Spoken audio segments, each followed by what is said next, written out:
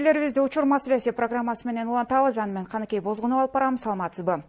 Бүгүнкү чыгарылышыбызда мамлекеттик жаштар саясаты ал кандай жүргүзүлүшү керек, келечеги кандай болуш керек, азыркы учурда кандай жүргүзүлүүдө, мамлекеттин негизги ресурсу болгон жаштардын абалы, деңгээли тууралуу бүгүнкү берүүбүздө дал ушул жаш мондун өкүлдөрү менен талкуулайлы деп атабыз. Биздин толкундан алыстабай туруңуздар. Ал эми студиябыздын меймандары менен тааныштырайын. Маданият, маалымат, жаштар саясаты министринин жаштар саясаты башкармалыгынын башчысы Талайбек Бердиев, Карасаев атындагы Бишкек мамлекеттик университетинин мамлекеттик тил жана окуудан тышкаркы иштер боюнча проректор Азамат Сатиев, менин сол тарабымда активист, искусство изилдөөчү Бакытбек Болгонбаев жана Кыргызстан жаштар конгрессинин төрагасы Аскар Шайкединов. Саламатсыздарбы? Студиябызга кош келиңиздер. Саламатсыздар. Алгач убактыңыздарды бөлүп программабызга келгениңиздер үчүн ыраазычылык билдирем. Анда сөздү Талайбек мырза сизден баштайлы, тиешелүү мамлекеттик органдын өкүлү катары. Сөзүбүздү адегенде ушу жаштардын абалынан баштасакпы деп атабыз. Бүгүнкү күндө жогоруда белгилеп айтып атпайбызбы, бул жаштар мамлекеттин негизги ресурсу депчи, жалпы абалы, деңгээли кандай? Саламатсыздарбы да бир жолу. Өзүңүздөр билгендей бүгүнкү күндө ушул мыйзам боюнча негизи эле жаштар деп ушул 14 жаштан азыркы мыйзамыбыз боюнча ушул 14 жаштан 28 жашка чейин биз бүгүнкү күндө ушул жогорку кеңеште каралып жатат ушул жаштардын баягы жаш курагын жогорулатуу боюнча. Сиз айтып кеткендей бүгүнкү жаштардын абалы боюнча айта турган болсок, эми бул жаштар дегенде бул ар тармактуу да. Жаштар дегенде биз кайсыл гана сфераны, кайсыл гана тармакты карабайлы, ал жердин бүт баарында жаштар бар. Өзүңүздөргө белгилүү болгондой бүгүнкү күндө бизде жаштар боюнча жалпы ушул мамлекеттик биз жаштар саясатын жүргүзгөн мамлекеттик орган катарында биз ар кандай изилдөөлөрдү негизи биз кайсыл жактарыбыз жаштардын абалы кайсыл жагы, кайсыл тармак, экономикалык багытыбы же болбосо саясий көз караштарыбы же болбосо маданият тармагындагы, спорт тармагындагы кайсыл тармагында жаштардын абалы кандай деңгээлде өсүп аткандыгы жөнүндө биз изилдөөлөр жүргүзүп турабыз. Кечээ жакында эле 4 жылда бир жол бул дүйнө жүзү боюнча жүрчү жаштардын бакубатчылыгы жана жыжгалчылык үчүн деген изилдөөнүн жыйынтыгын чыгардык. Ал боюнча ала турган болсок, бүгүнкү күндө жаштардын абалы ушул көп 2017 жылы жүргүзүлгөн изилдөөлөргө салыштырмалуу бир топ эле өсүп калгандыгын байкоого болот. Көбүрөөк бул ыктыярчылык багытты мен баса белгилеп кетким келет. Анткени ушул 2017 жылдан кийин ушул пандемия убагы болуп калды. Ар кандай бизде саясий баягы иш-чаралар болуп кетти дагы, иштер болуп кетти. Ошолордон кийин бизде ушул ыктыярчылык багытка кызыккан жаштардын саны 2 эсеге, 3 эсеге жакын өсүп кетти. Өзүңүздөр билгендей, бүгүнкү күндө ушул жаштардын жалпы ушул Кыргызстан боюнча калктын санынын 24% жаштар ээлеген болсо, бүгүнкү күндө ошол ыктыярчылык багытка ыктаган жаштардын саны ошол белгиленген жаштардын 24%-дин 3/1 бөлүгүн бүгүнкү күндө ыктыярчылык менен алектенем деген жаштарды бүгүн байкоого болот. Анткени өзүңүздөр билгендей, бүгүнкү күндө ушул көптөгөн факторлор бар, себеп болду. Анан экинчи бул ошол экономикалык мүмкүнчүлүктөр боюнча бүгүнкү күндө ошол жеке өзүнүн баягы ишкердик же болбосо ошол стартап долбоорлор менен алектенген жаштардын дагы санын байкоого болот да. Бир топ мындай өсүп калды. Эми бул баягы өнүгүү индекси болуп атат да, же сиз айтып аткан изилдөөлөр бир топ өсүп калды дегенди мындай цифра менен айта алабызбы? Кандай багытта? Бир топ өсүп калды деген себеби, мисалы биз мурун ошол 2014 жылкы биз 2017 жылкы изилдөөлөрдөн кийин анан биз ошол баягы аксап жаткан тармагыбыз боюнча мамлекеттик сот заказдар менен иштей турган болсок, биз дагы быйыл 22 жылдан кийин дагы ошентип иштешибиз керек болчу. Ошол пандемия учурунан кийин баягы жаштардын көз карашы кайсыл тармак болбосун кардиналдуу түрдө, кескин түрдө аябагандай чоң өзгөрүп кетти. Ошондуктан биз сан менен айта турган болсок, ошол 2,74 эсеге, мисалы ыктыярчылар мурунку 17 жылдагы ыктыярчылардын саны болсо, бүгүнкү күндө 2,74 эсеге өскөн. Маданият тармагын ала турган болсок, маданиятта мисалы кинотеатрларга же болбосо жаштар өздөрүнүн маданиятын алып жүрүү боюнча дагы мурда 2017 жылы төмөндөп кеткен болсо, бүгүнкү күндө 1,7%га бир аз жогорулаганын байкасак болот. Булардын баары ошол баягы кандай десем, баягы виртуалдык же болбосо телефондор аркылуу бүгүнкү замандын талабына ылайык баягы жаштар өздөрүнүн колунда телефон аркылуу көп нерселерге киргенге мүмкүнчүлүктөр түзүлүп калгандыгына байланыштуу бир аз ушундай жогоруларды байкасак болот да. Азамат мырза, сиз эми ушул бир топ жыл болуп калды, 10 жылдан ашык убакыт баягы жогорку билим алып аткан, келечекте ушул мамлекеттин жүгүн алып кетебиз деген кадрларды даярдап атасыздар. Ошол бөлүктөгү жаштар менен иштешип атасыздар да. Бүгүнкү күндөгү жаштардын абалы деңгээли боюнча эмне айта аласыз? Саламатсыздарбы? Дагы бир жолу.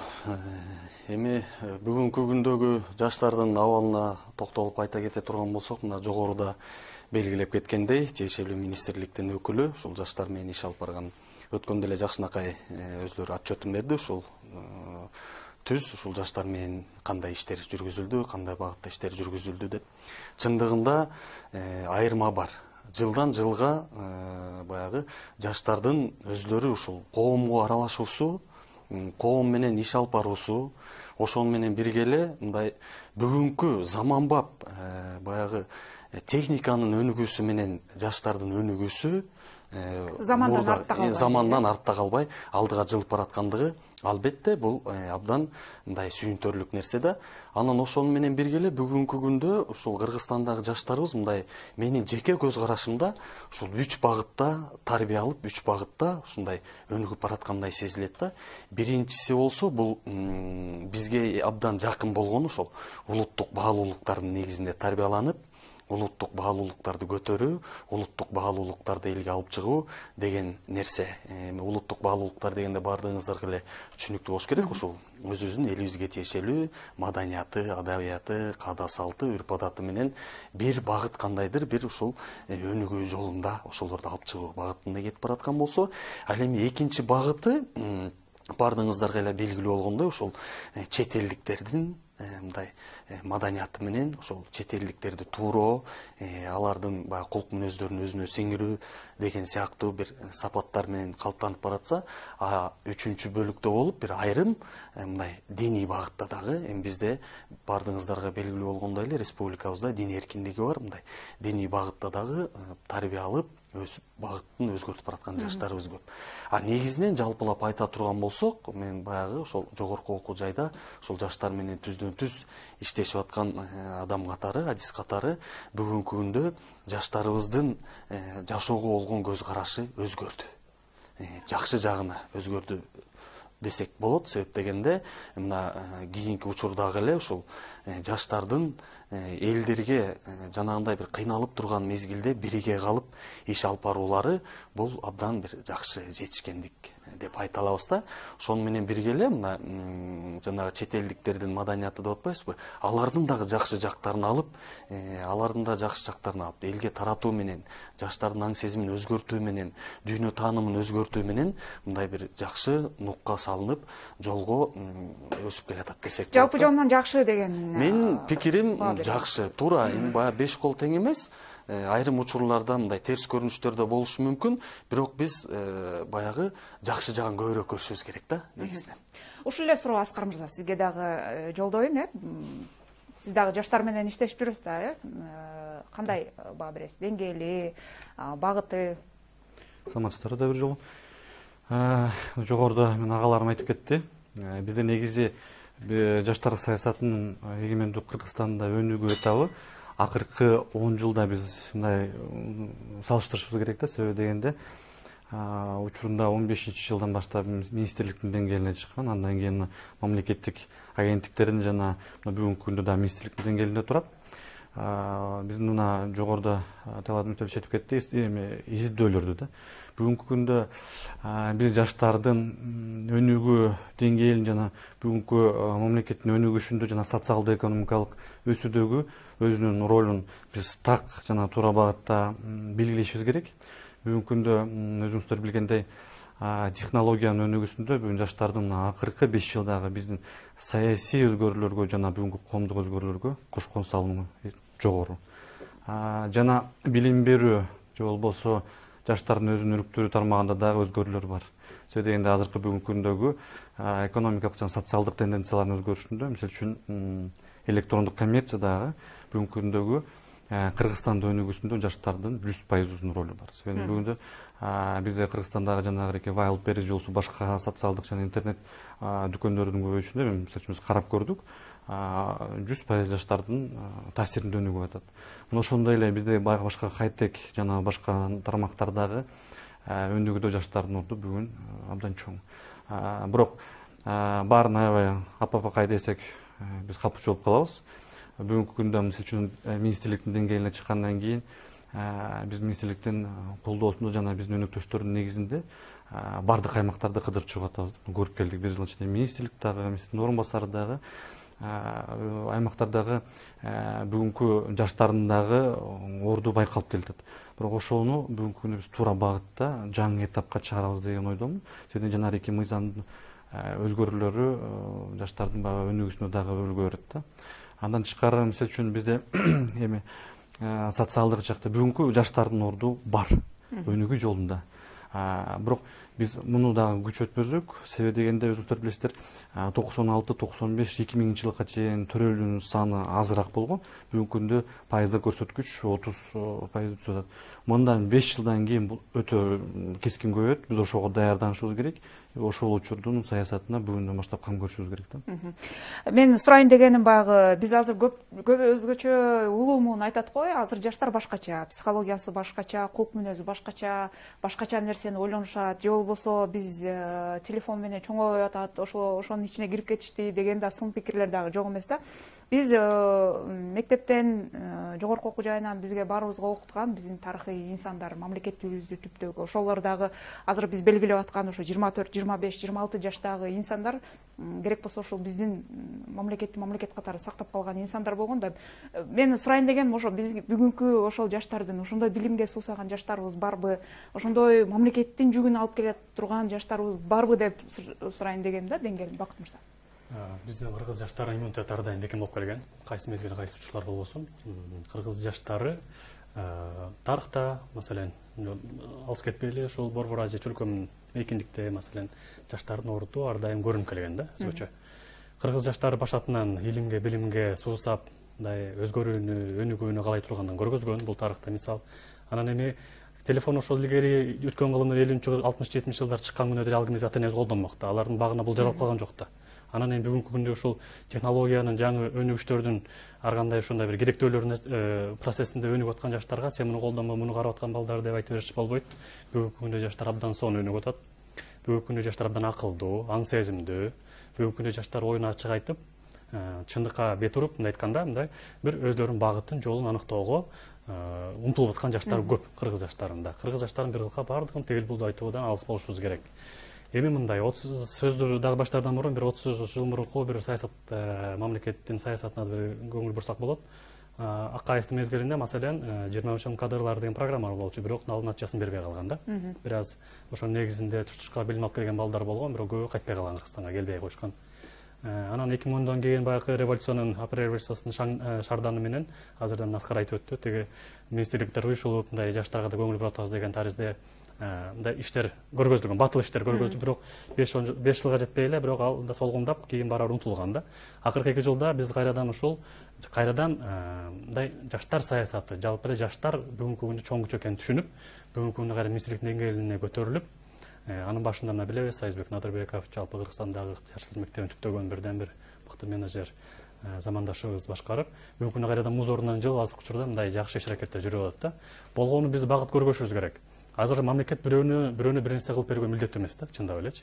Мындай жаштарга болгон багыт, жашынакай жол, билим алууга мындай шарт берип койсок эле калган кыргыз жаштар алып кете алат да. Анткени кыргыз жаштар ийкемдүү айтып жүрөбүз, туурабы? Баардык нерсе ийкемдүү, жасай алат, колунан келет.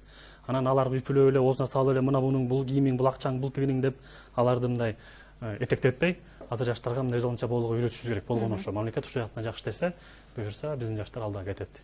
Жаштар абдан сонун. Анан жаман дей бергөн болбойт өзү. Жамандын арты жаман болот. Бүгүнкү күндө жаштар иммунитет бар.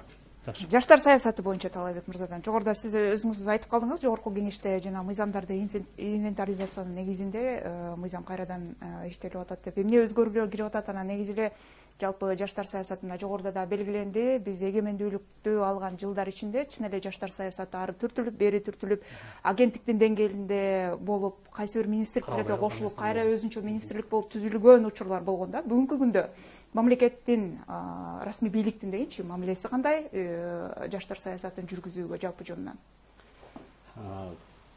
Биринчи жаш курак боюнча айта турган болсок, бүгүнкү каралып аткан мыйзам боюнча айта турган болсок, бул башында биз өзүнчө эгемендүү болгон күндөн тартып эле 35 жаштыкка чейин, 14 жаштан 35 жашка чейин деп башында болгон. Анан ушул 2009 жылда кайра ушул 14 жаштан 28 жашка чейин деп жаш куракты түшүргөн да. Ал жерде эки фактор бар деп ойлойм. Биринчиси бул ошол мезгилге чейинки жаштардын көпчүлүгү баягы биздин кээ бир менталитетибизге же болбосо башка бир көз караштар менен таянып, баягы жаштарыбыз өзүнчө эрте үйлөнүп, эрте баягы үй бүлө куруп, өзүнчө баягы турмуш куруп кеткенде баардык нерселер эрте башталган. Бүгүнкү күндө биздин ошо изилдөөлөрүбүз да көрсөтүп атат. Көпчүлүк жаштар баягы өзүнүн баягы жеке жашоосунда же болбосо үй бүлөлүк шартында баарын жайлап алгандан кийин, анан кийин турмуш куруп, баягы ойлонуп ошого ылайыктуу мен бүгүнкү күндө замандын талабы деп ойлойм да. Бутуна туруп алгандан кийин анан мурда деген ошол бирден бир фактор ошол мисал келтирип туруп, анан кийин 2009 жылы ошол 28 жашка чейин түшүргөн. Бүгүн тескерисинче биз ошол жаш курагын көтөрүш керек. Биз ошол жаштар саясатын караган орган катары биз 30 жашка чейин деп, биринчи 28ден 30 жашка чейин деп сунуштап бердик. Бирок азыр ушул жогорку кеңеште депутаттардын өздөрү тескерисинче биротоло эле 35 жашка чейин көтөрүш керек, оңдоп келгиле деген сыңар азыр сунуштарын берип атышат.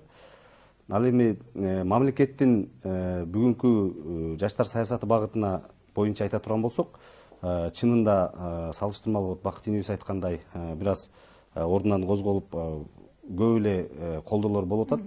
Ошол эле жаштардын өздөрү дагы жөн эле карап отурбастан мамлекет мага эмне кылып берди дебей, мен мамлекетке эмне кылып беришим керек деген көз карашта жүргөн жаштар дагы бизге колдоолорун көрсөтүп, колдон келген жардамдарын берип атышат.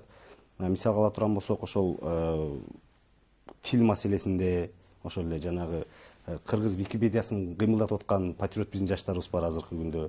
Ошол эле бүгүнкү биз мыйзам кабыл алган креативдүү экономика боюнча ала турган болсок, ошол багытта иштеп аткан биздин активдүү жаштарыбыз бар. Бүт бардыгы бизге негизи мамлекет катары, биз ушул жаштар саясатын караган орган катары биз жаштарга мүмкүнчүлүктөрдү гана түзүп беришибиз керек. Жаштар саясатын караганыбызда биз ушул аянтчаларды гана түзүп беришибиз керек. Калганын жаштар өздөрү эле, биз айтсак да айтпасак деле бул баардык нерсени жапа-тырмак көтөрүп кетчү. Бул жаштарыбыз бизди сүйүндүргөн ошол да.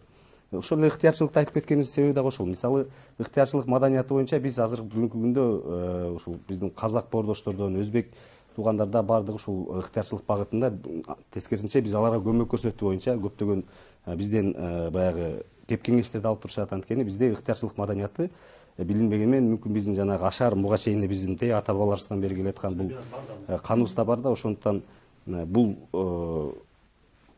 баягы система бул өзүнчө билинбегени менен жакшы, бизде башкаларга өзүбүзгө мүмкүн байкалбашы мүмкүн, бирок башка биздин досторубузга, башка өлкөдөгү досторубуз үчүн бул биз жаштар сыймыктануу менен коркпой айта алчу биздин бир багытыбыз болуп калды да. Ошо министрликтин деңгээлине чыкты деп биз мындай кубануу менен белгилеп айтып атпайбызбы? Ошондо учурда сиздер кандай, мисалы, сиздерге эмне милдеттер жүктөлөт? Ушу жаштар саясатын жүргүзүүндө жөнгө сала турган атайын бир концепция барбы, программа барбы? Жаштар эмне иш кылып атасыздар? Жаштар саясаты багытында негизи жаштар саясатын өнүктүрүү боюнча концепция иштелип чыккан. 2020 жылдан 2030 жылга чейин. Анан биз 2020 жылдан 25 жылга чейин өнүктүрүү планын иштеп чыкканбыз. Бирок бул пландын 33 пункттан турат. Анын эмнегедир ошол кайра эле 29 пунктун биз министрлик өзүбүз эле аткарып калабыз да. Анткени бул менимче бир аз туура эмес. Анткени баардык министрликтерде, баардык тармактарда жаштар бар.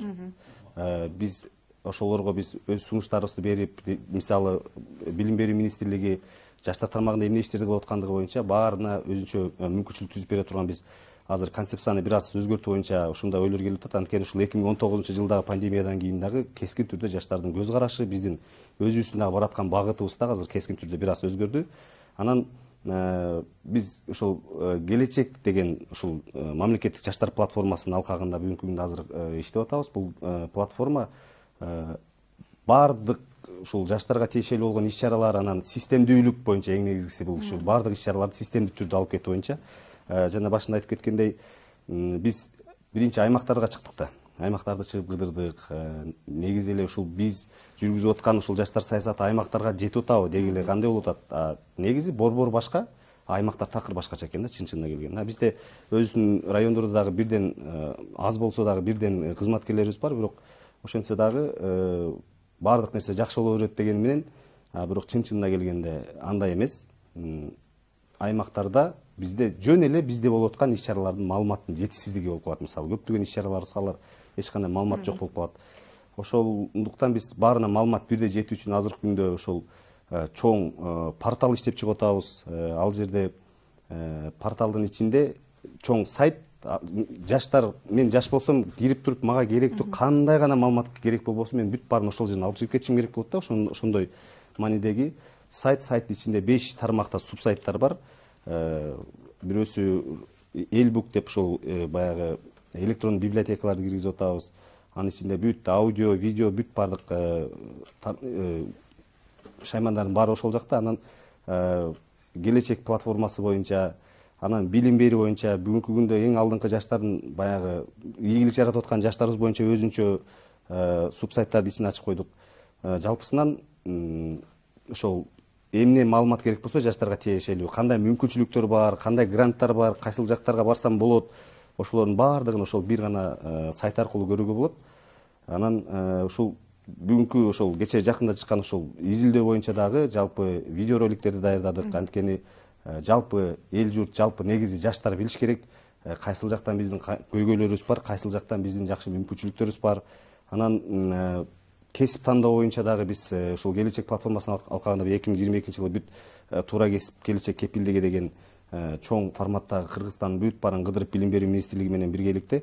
Негизи эле сиздин, биздин убагыбызда андай мүмкүнчүлүктөр болгон эмес. Анткени мен окууну бүткөн мезгилде деле кайсыл тармакты тандайм, же болбосо менин классташтарым, же болбосо досторум кайсыл жак көбүрөөк престиждүү болсо ошол тарапты окуп алып туруп андан кийин өкүнүп калган учурлар деле аябагандай көп андайлар. Ошон үчүн биз ошолорго туура багыт берип, биринчи үй бүлө баккан адам үчүн биринчи ошол тапкан нанына мүмкүнчүлүк бере турган ошол туура кесипти тандоодо, ал үчүн ошол биринчи окууну бүтүп аткан мезгилде туура багытты алуу үчүн да ошол тамырынан баштайлы деп биз биринчи ошол жака көбүрөөк басымды жасап атабыз. Анткени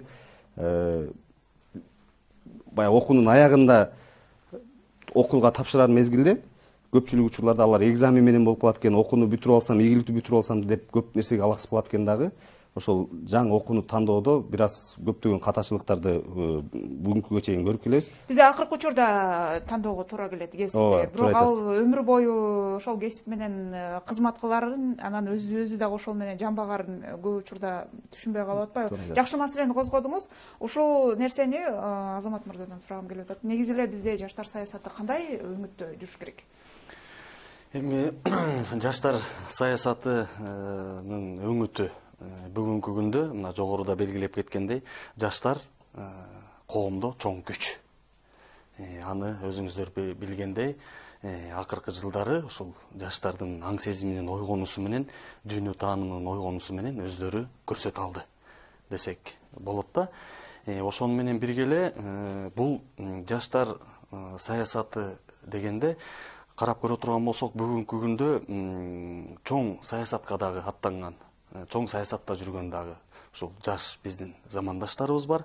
Ошону менен бирге эле ушул саясатчы болом деп өздөрүнө максат койгон дагы биздин баягы жаш замандаштарыбыз бар да. Себеп дегенде биздин ушул университетибизде саясат таануу бөлүмү бар, атайын окуткан. Ошол жакта келген студенттер менен пикир алышып калганда, алар ушул саясатта өзүбүздүн ордубузду издеп, ордубузду тапсак деп келип атат да.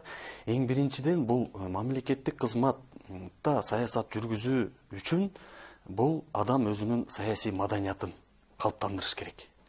Этика маселесин көп окуш керек, издениш керек, тарыхты окуш керек, биздин тарыхтагы күчтүү инсандар, саясатчы күчтүү инсандарыбыз болгон ошолордун баскан турганы жөнөкөй нерсе сүйлөгөн сөздөрүнөн өйдө баягы адам өзүн калыптандырыш керек. Анан туура өзүнүн мындай жеке амбициясын дагы кичине кармай билиш керек да. Себеп дегенде бул балким туура эмес өзүнүн амбициясын чыгарып алышы мүмкүн. Ошону менен бирге эле балким чын эле эл суусап турган, жаштар суусап турган баягы амбиция менен ошол нерсени айтышы мүмкүн. Эми бүгүнкү күндө жаштарыбыздын туура саясий калыптануусуна мен мындай жеке өзүмдүн пикиримде, жеке өзүмдүн көз карашымда Кыргыз Республикасынын президенти Садыр Нуркожоевичтин ушул биринчи чыгарган жарлыгы мен жеке көз карашымда ушул жаштарга арналгандай сыяктанат да. Себеп дегенде инсанды руханий, адеп, ахлактык жактан өнүктүрүү жана анын дене тарбиясы деп.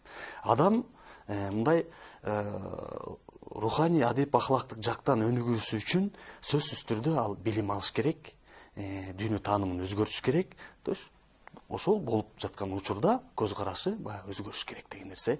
Ошону менен бирге эле бул анын дене тарбиясы, бул ден соолугу чың болуш керек деп. Албетте бул көбүнчө ушул жаштар багытына ылайыкташкан деп ойлойм да. Себеп дегенде бул жарлыктын чыгышы дагы жөн жеринен чыккан жок. Жети өлчөнүп бир кесилип чыккан жарлык. Себеп дегенде биздин жаштарыбыз келечекте чоң окумуштуулар, профессорлор, мамлекет башкарган мамлекеттик кызматкерлер, депутаттар, ошону менен бирге эле ар тармактын өкүлдөрү болуп, акындык менен өсүп келет да.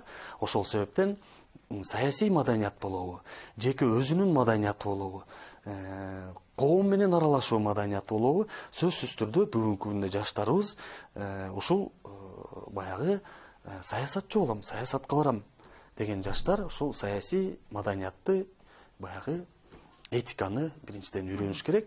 Мына жогоруда жаштар менен түз иш алып барган министрликтин өкүлү жакшы нерселерди айтып кетти.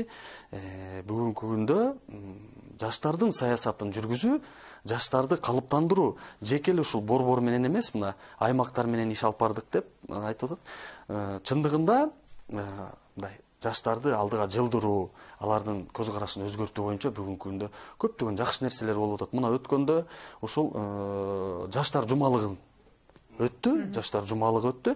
Мына ошол жаштар жумалыгынын бир күнү ушул биздин Бишкек мамлекеттик университетибизде уюштурулду. Ушул Кыргызстандагы жаш уюмдардын жарманкеси депчи. Мен ошол жакта ошол жаштардын ушундай көз караштарынын өзгөргөндүгүн көрүп абдан кубандым да. Себеп дегенде биздин учурда бөлөк болчу, баягы тырмакчанын ичине, кашанын ичине алып караганда жаштар кандайдыр бирөөлөрдүн куралы сыяктуу сезилип калган мезгил болчу да. Бүгүнкү күндө мен ошол жарманкеден жаштарыбыздын келечек үчүн, келечекте мыкты калыптаныш үчүн, коомго жардам бериш үчүн кандайдыр бир көзү күйүп, мындай жакшы алдыга кадам таштаган жаштарыбыз бар экенин көрүп ынандым да. Себеп дегенде ошолор өздөрү чогулуп, ушундай бир коомубузга салымыбызды кошсок деп, алар мындай көзү күйүп, мамлекетибиз өнүксө экен, тынчтык болсо экен, ушул нерселерибиз элге жетсе экен деп, мындай жакшы нерселерди алып кетип аткандыгы билдирет да. Бүгүнкү күндө биз Кыргызстандын чегинен чыгып, азыркы учурда мисалы кыргыз жаштары дүйнөлүк тенденция, глобалдуу замандагы мындай жарандар, баягы кандай дейбиз, дүйнө жараны деген көз караш калыптанышат болот да. Маселен, биякта отурган Асан Америкадагы Жорж менен мындай конкуренция, атаандаштыкка туруктолуп, ушундай бир багытта биз иштешибиз керек болуп атат да. Жалпы келечекте кыргыз жаштары дүйнөлүк конкуренция туруштук бере алабы деген түшүнүк менен кетишибиз керек болот. Саясат ошол багытта. Саясат кетишке ушул багытта. Каалайбыз, биз глобалдуу заманда жашап атабыз. Биз ошо менен кетип баратабыз алдын көздөй.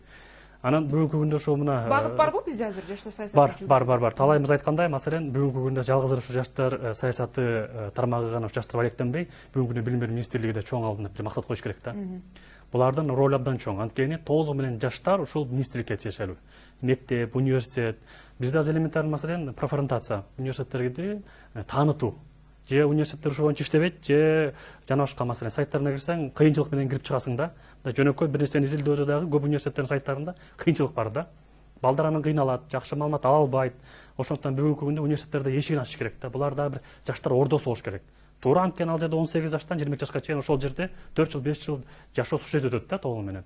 Анан мектептер, маселен, азыркы күндө билим берүү министрлиги алдына чоң бир максат коюш керек толугу менен. Анан биз толеранттуу, аң сезимдүү, бүгүнкү күндөгү, бүгүнкү заманга, бүгүнкү глобалдуу заманга шайкеш аң сезимдүү жаштарды өнүктүрүү деген чоң бир багыт менен алдыга кетишибиз керек.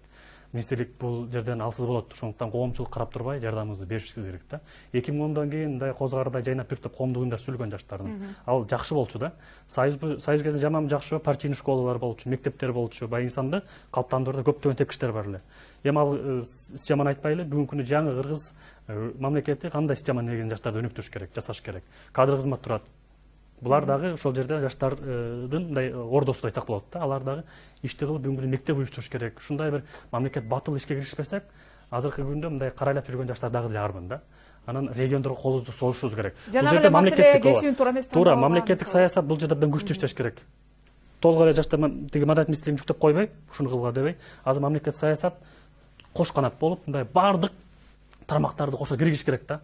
Эмне үчүн именно ушу маданият министрлиги иштеш керек бул маселе менен.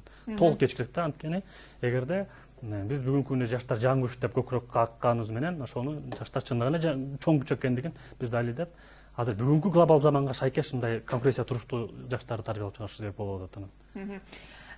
Кадр маселесине келгенде бул баарыбызга айтылып, мындай кулагыбызга сиңип калган эле сөз да бардыгын кадрлар чечет деген, бирок бүгүнкү күндө ошол бизде дайыма тилекке каршы мына 3 жолу төңкөрүш дейбизби, революция дейбизби, ушундай окуялар болуп кетти тилекке каршы. Бирок ошондой учурда дайыма бизде коомдо ушундай талап болот да, жаштар келсин, жаштар келсин, жаштар келсин. Бирок жаштар ошол нерсеге даярбы деген нерсе дагы бар да, ошол жаштар кайдан келет? Ошол жаштар кайдан келет, Курал болуп калды. Курал болуп калган, саясий курал болуп калган учурлар дагы болуп атпайбы? Анан жанагы кесип тандоо боюнча дагы бизде маселелер бар. Бакыт мырза айтып атат, кадр даярдоо, кадрлардын резерви болуш керек, ошол жаштар келсин деп биз кыйкырыш үчүн даяр жаштарыбыз болуш керек да. Сиз дагы ушул жаштар менен иштеп жүрөсүз да, ушул багытта мындай бизде жылыштар барбы? Жана жок дегенде кесип тандоо боюнча бизде чын Азамат мырза жана белгиледи, мындан бир аз мүмкүн 10 жылбы, 15 жыл мурда эле биз ата энебиздин сунушу менен бир кесип тандачубуз, дагы бирөөлөрдүн сунушу менен кесип тандачубуз. Жанагындай акыркы учурда экзамен тапшырып аткан учурда мен каяка барам деген суроолорду коюп калат да. Азыр ушундай мындай көрүнүштөр кичине азайайын дейби? Бизде жогоруда айтып кеткен жана келечек платформасын окуганда былтыркы жылда Салымбеков университети менен жана министрликтин маданият министрлигинин колдоосунда жана эки аймактык билим берүү бөлүмдөрүнүн катышуусунда райондордун, облустун бардыгында профориентациялык иш жүрдү. Натыйжасы берди. Бул негизи бизде региондордогу жаштар саясатын жүргүзүүдөгү министрликтин жалгыз күчү жетпей турган нерсе экенин биз ынандык да бир жол. Себеби бүгүнкү күндө биз аймактык биздин консультациялык кеңешмелерде губернатордун орун басарларынын жаштарды өнүктүрүүдөгү кызыкчылыгынын жокчулугун мен өзүм көзүм менен көрүп келгем. Бул нерседе биз жеринде дагы чоң маселе көтөргөнбүз. Себеби дегенде аймактагы жаштарды өнүктүрүүдө ар бир областтын өзүнүн мындай приоритеттүү багыты болуш керек. Кээ бир областтардан ойлонбойт дагы. Мен ачык эле айтам. Жаштар эмне менен алектенип атат, эмне кылып атат? Себеби дегенде туура. Бул жерде мындай да, мисалы үчүн жеке эле билим берүү тармагы эмес, биздеги инфраструктуралык көйгөйлөр жаштарды региондо кармап калууда чоң ролду ойнойт. Себеби дегенде жумушсуздук же болбосо башка бул социалдык экономикалык проблемалар да. Бирок ошол учурда ошону чечүүдө аймактык өлкө башчыбыздын, президенттин өкүлчүлүктөрү муну чоң мындай приоритеттүү багытка коюш керек да. Себеби дегенде бир штаттык көзөмөл менен маданият министрлиги анан ооздуктай албайт такыр. Анан ошол эле учурда билим берүү тармагындагы жанагы эки кесип тандоо, бирок мен дагы билим берүү тармагында өзүм 5 жылдан бери иштеп келе жатам.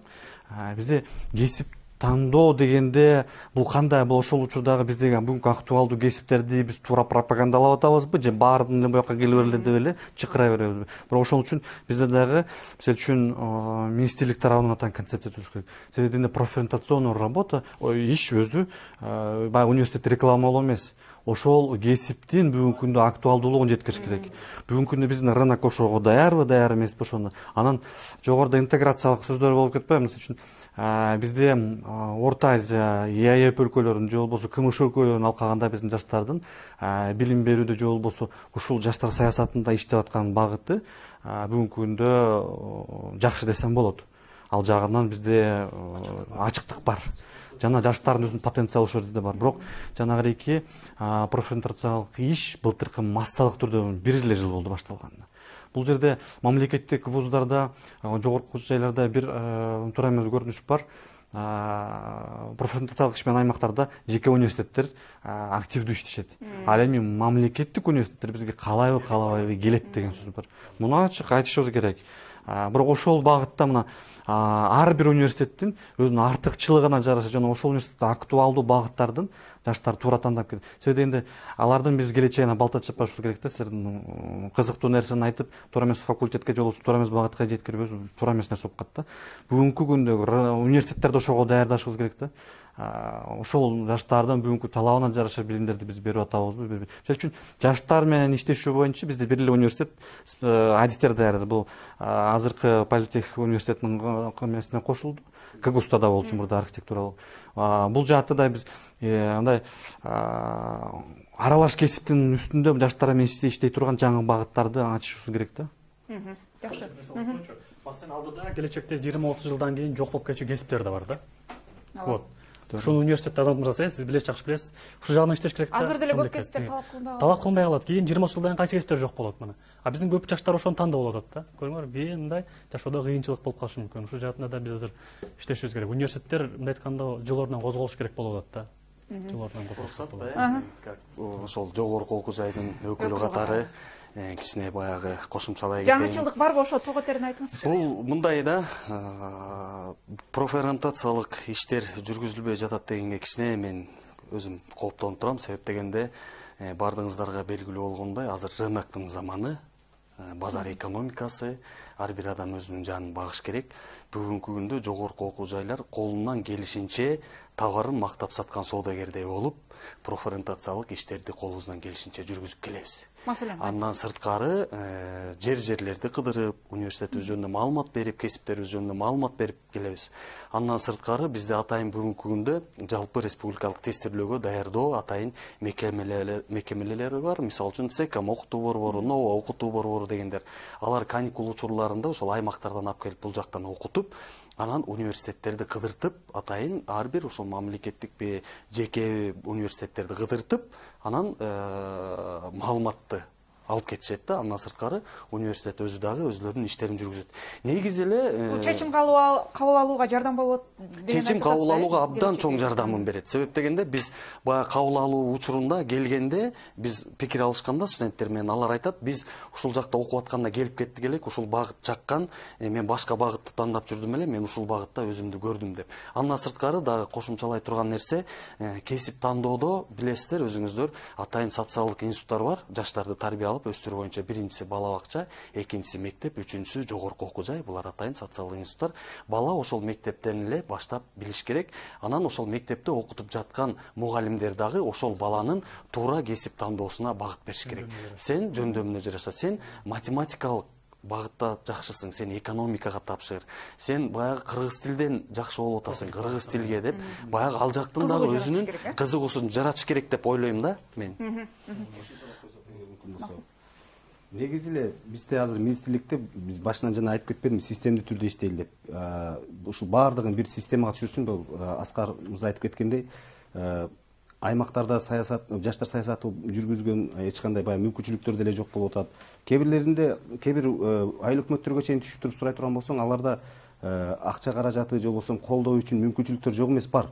Бирок ошолорду кайсыл багытта кандай кылып бизде мыйзамдын жанагы алкагын алып келгенге туура келтирилген, бизде мыйзамдар жол бербеген жерлери бар да. Ошон үчүн биз ошолордун үстүндө көбүрөөк, биз ушул мыйзам талаасында көбүрөөк ошол жаштарга, ошол эле өзүн өзү башкаруу органдарында дагы ушул жаштар менен иштешүүгө мүмкүнчүлүктөр түзүп берүү боюнча биз бүгүнкү күндө ошол мыйзамдардын үстүнөн иштеп атабыз. Бул биринчи системдүү түрдө боюнча. Экинчиси, эл аралык биздин өнөктөштөрүбүз боюнча айта турган болсок, эл аралык өнөктөштөрдүн дагы өздөрү каалаган багытта, каалагандай чаржайыт буга чейин өздөрүнүн саясатын жаштар багыты менен жүргүзүп келген болсо, биз бүгүнкү күндө ушул эл аралык уюмдардын координациялык кеңешин түзүп туруп, биз ошол жерге биздин жылдык планыбызды беребиз дагы. Ушул пландын негизинде иштешебиз деп туруп, биз аларга кандайдыр бир деңгээлде биз өзүбүздүн багытыбызды көрсөтүп атабыз. Алар дагы аябагандай кызыктар, анткени алар үчүн дагы мамлекетке баягы мамлекет менен өнөктөш катарында иштешкенге алар үчүн дагы аябагандай чоң бир аянч болуп калат. Бул бир. Экинчиси, ошол эле жаш уюмдар боюнча коммерциялык эмес уюмдардын дагы координациялык кеңешин түздүк. Ал жерде өзүңүздөр билгендей, бүгүнкү күндө ушул Юстиция министрлигинде 500дөн ашуун ушундай жеке тармак боюнча түзүлгөн уюмдар көп. Бирок факт түрүндө, реалдуу түрдө иштеп аткан аймактарда, айрыкча аймактарда иштеп аткан уюмдардын саны бир 50-60 гана экен. Алар менен биз түздөн-түз баарына бир аянча түзүп берип, биздин план, бул жакта эл аралык уюмдарыбыз бар, биз сиздерге көпүрө болуп берели деп туруп, баарына мүмкүнчүлүктөрү тегиз бирдей. Ошондой иштегенге алар кызыктарбы? Сөзсүз түрдө алар үчүн дагы биз аркылуу, биз мамлекет катары биз гарант болуп берсек, алар үчүн дагы аябагандай чоң мүмкүнчүлүк да. Анан үчүнчүсү, биз кече жакында эле ушул жогорку окуу жайлардын дагы координациялык кеңешин түздүк. Анткени биз түздөн-түз жаштар менен иштеген орган катарында биз кээде көп учурлар болуп калат. Мисалы, бир университетке чыга турган болсоң, билим берүү министрлигине барып, анан ал жактан уруксат берип, анан университетке барып, алар кайра тияка жооп бергенге чейин бир убакыт өтүп кетет да. Ошон үчүн биз ошонун баардыгын проректорлордун, тарбия иштери боюнча проректорлордун мүчө кылып туруп, бардыгын түздөн-түз иштөө боюнча эки министрлик менен биз жакында координациялык кеңеш түздүк. Биз ошол координациялык кеңештин алкагында эле кандай иш-чаралар болбосун, түздөн-түз бүгүнкү күндө ушул жаштар менен иштегенге мүмкүнчүлүктөр ачылып калды. Жанагы сиз айтып аткан концепция министрликтин деңгээлиндеги концепциябы? Жаштар ал өкмөттүн деңгээлинде концепция. Бирок мамлекеттин саясаты, жалпы мамлекеттин көз карашындагы концепция да, бирок биз ал концепцияны дагы ошол билинбегени менен бул пандемия бүткөндөн 19-жылдан кийин жаштар саясатын 17-жылда, бул 17-жылдан башталып турган 19-жылы кабыл алынган концепция да бул. Азыркы мезгил азыр такыр башкача да. Ошон үчүн биз ал жакка дагы бир аз өзгөртүүлөрдү киргизүү пландап атабыз. Анан бардыгын системдүү түрдө бир системага алып келип албасак, биз жаштар саясат тармагында биз келип кете беребиз, биздин ордубузга башка бирөө келип иштеши мүмкүн. Бул система иштей бериш керек. Кайсыл учурда болбосун, кандай гана учурда болбосун, мамлекеттин позициясын берген бул система өзүнөн өзү иштей бере турган деңгээлге алып келишибиз керек. Бирок жанагындай жоопкерчиликти Аскар мырза айткандай чындыгында эле бир министрликке жүктөбөй, комплекстүү. Бизде ушул мындай мамлекеттик системада ушул дагы нерсе бар да, министрликтер ар ким өз алдынча иш кылат да. Бул жактыкын буларга тиешеси жок деген маселе бар. Бизге бөлүнгөн убакыт соңуна чыгып бара жатат. Соңку жыйынтыктоочу пикирлериңиздерди айтсаңыздар. Бизде эми баягы дүйнөнүн айрым өлкөлөрүндө мындай түшүнүк, билимдүү бирок талап кылынбаган жаштар деген түшүнүк пайда болуп турат. Бул баягы саясий окуялар учурунда пайдаланып калган нерсе. Ушундай тенденция жокпу бизде? Кимден баштайлы? Бакыт мырза. Аскар мырза. Бизде андай тенденция неме азыр саясий этаптарга карап келсек, бүгүнкү күндө андай нерсе жок. Бирок биз жаштарды туура багытта алып баруудан жаңыча көз караш менен чыгууну бүгүн пландап атпайбызбы? Биздин өлкөнүн мындан аркы биз ушул нерсени көрсөтүп, өлкөнүн мындан аркы өнүктүрө турган ким? Бул жаштардын ресурсу, жана өлкө башчы айтканда өлкөнү өнүктүрүүдөгү бул эң негизги локомотив бул жаштар деп. Биз ошол приоритетти бүгүнкү күндө биринчи орунга коюшубуз керек да. Колдоно алып атабызбы биз ошо билимдүү жаштарды? Сөз түрдө мамлекет баштады. Калайбыз, калабайбызбы, жаштар келет да. Тоол менен орун алмашат, илгертен болуп келаткан бул процесс жалпы жөнүндө. Биз болгону ушул жаштарды мындай арт тараптан өнүккөн жаштарга деп басым кылып койсок эле, биздин келечегибиз кең да, жалпы жөнүндө. Анан ушу региондо бир кыскача айтып коеюн, региондо ушу жаштардын иштерин координациялап аткан Нарынды мисал алсак болот да, Нарынды жаштар ордосун. Булар 2010дон бери түзүлүп, ошондон бери мындай жок болуп кетпей иштеп келаткан мыкты борбор да. Ушул сыяктуу борборлор кайрадан түзүлүп, анан мамлекет бүгүнкү күндө акцент коюш керек, чындап эле. Болбосо мамлекет кызматы аталас чыкты. Азамат мырза, жыйынтыктоочу сөз. Билимдүү жаштарыбызды колдонууда бүгүнкү күндө мындай маданият тармагындагы эле устат, шакирт деген маселе каралып калды да. Бул нерсени биз саясатка да алып чыгышыбыз керек. Устат, шакирт катары. Бардык тармакта, саясатта эмес, бардык тармактарда бул сөзсүз түрдө шакиртти өстүрүш керек. Аркаңан кадр өстүрүш керек. Бул жогоруда айтылгандай эле кайсы бир мезгилде баягы өзгөрө турган эч нерсе жок деген нерсе бар. Биз да өзгөрөбүз, коом да өзгөрөт, ал эми жаштар өсө берет. Рахмат, урматтуу коноктор. Убактыңыздарды бөлгөндүгүңүздөр үчүн дагы бир эре ыраазычылык билдирем. Урматтуу телекөрүүчүлөр, учур маселесине чыгара турган, сизде дагы көйгөй жараткан, талаш жараткан маселе болсо, биздин редакцияга кайрылсаңыздар болот. Ушуну менен учур маселеси программасын жыйынтыктайбыз. Аны мен Каныкей Бозгунова алып бардым. Күнүңүз көңүлдүү улансын.